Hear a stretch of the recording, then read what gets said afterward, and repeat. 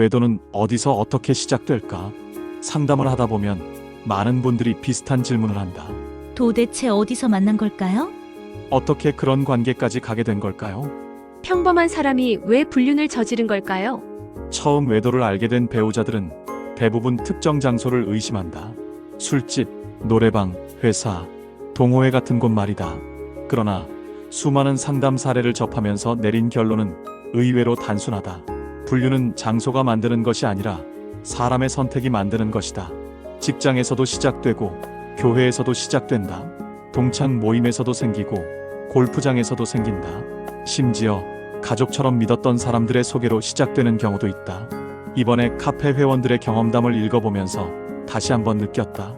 불륜은 정말 장소를 가리지 않는다. 어떤 남편은 회사 업무 때문에 알게 된 여성과 가까워졌다. 처음에는 업무 연락이 전부였다. 식사를 함께하고 전화번호를 교환하고 운동을 같이 다니기 시작했다. 그러다 어느 순간 하루 종일 연락을 주고받는 사이가 되었고 결국 연인 관계로 발전했다. 처음부터 불륜을 목적으로 만난 것은 아니었을지 모른다. 하지만 연락이 잦아지고 함께 보내는 시간이 늘어나고 서로의 고민을 나누기 시작하면 감정은 생각보다 쉽게 방향을 바꾼다.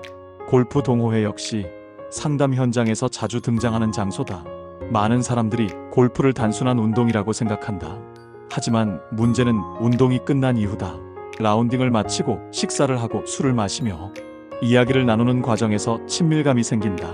남녀가 함께 시간을 보내고 연락을 주고받으며 자연스럽게 선을 넘게 되는 경우가 적지 않다. 등산 동호회도 비슷하다. 같은 취미를 가진 사람들끼리 함께 시간을 보내고 주말마다 만나고 여행을 가고 사진을 찍다 보면 배우자보다 더 많은 시간을 함께 보내는 상황이 만들어진다. 그 과정에서 우정은 어느새 애정으로 변하기도 한다. 종교 모임이라고 예외는 아니다.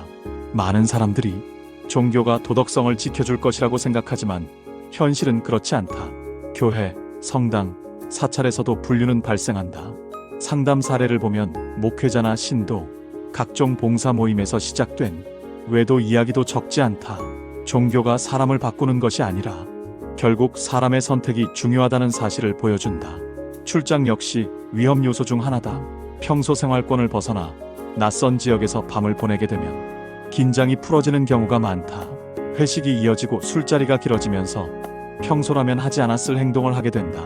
한 번의 실수라고 생각했던 만남이 반복되면서 장기적인 불륜으로 이어지는 사례도 많다. 동창 모임도 마찬가지다. 신기하게도 사람은 학창시절 친구를 만나면 나이를 잊는다.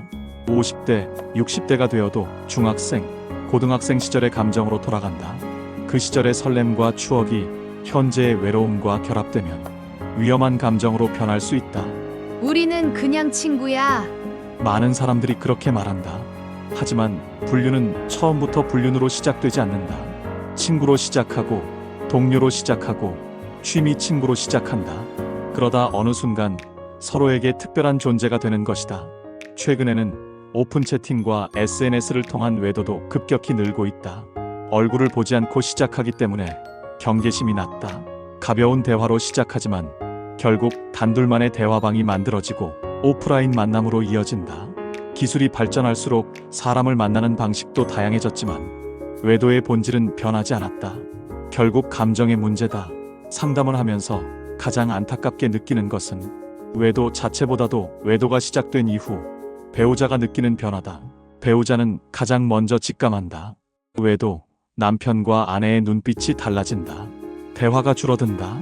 스킨십을 피한다. 함께 있어도 마음이 없는 것처럼 보인다. 백화점에 혼자 가서 옷을 사기 시작하고 외모에 갑자기 신경을 쓴다.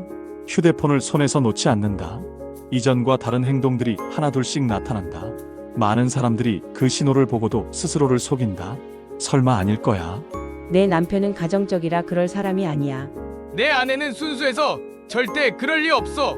하지만 상담 경험상 배우자의 직감은 놀라울 정도로 정확한 경우가 많다. 불륜은 어느 날 갑자기 하늘에서 떨어지는 사건이 아니다. 작은 거짓말 하나, 숨기는 연락 하나, 늦은 귀가 한 번, 사소한 비밀 하나가 쌓여서 만들어지는 결과다.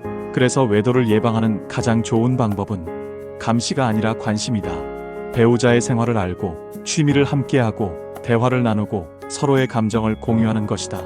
반대로 이미 외도가 의심된다면 감정적으로 대응하기보다 사실을 확인하는 것이 우선이다.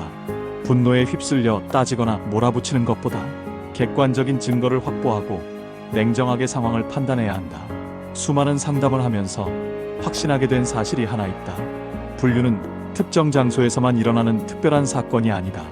회사에서도, 동호회에서도, 종교 모임에서도, 동창 모임에서도, 온라인 채팅방에서도 발생한다. 결국 중요한 것은 장소가 아니라 사람이다. 그리고 외도를 막는 가장 강력한 힘 역시 사람이다. 배우자에 대한 관심과 소통, 그리고 관계를 지키려는 의지. 그것이 불륜을 예방하는 가장 현실적이고 강력한 방법이라고 생각한다.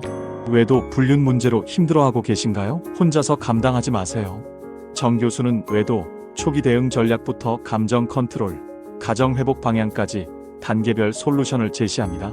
적반하장 배우자 대응, 상간자 대처, 합법적인 증거 확보 방법, 외도, 트라우마 극복, 부부 심리 상담 등 실질적인 해결 전략을 제공합니다. 필요하다면 이혼을 선택하기 전에 반드시 고려해야 할 사항 또한 함께 정리해 드립니다.